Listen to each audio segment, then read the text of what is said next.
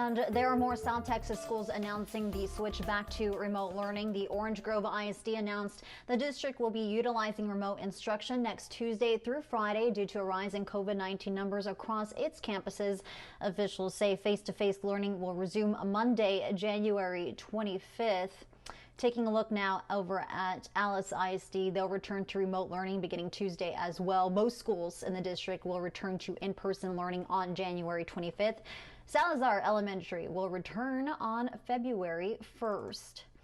And district officials for Aransas County ISD announced the closure of the Rockport Fulton Middle School due to the confirmation of 2 positive cases. Officials say the infected individuals were in close contact with a sizable number of people, and students at the middle school will continue remote learning until further notice. The district's other campuses, though, were not affected, we're told, and they will continue to remain open.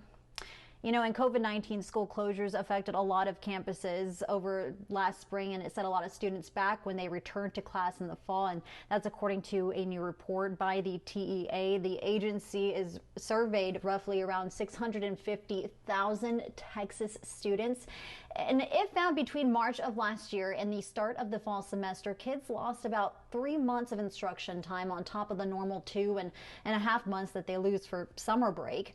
The state says STAR testing will help them figure out just how big of an impact the virus had on learning. Although STAR test results will not be used to grade schools or districts on their performance this year.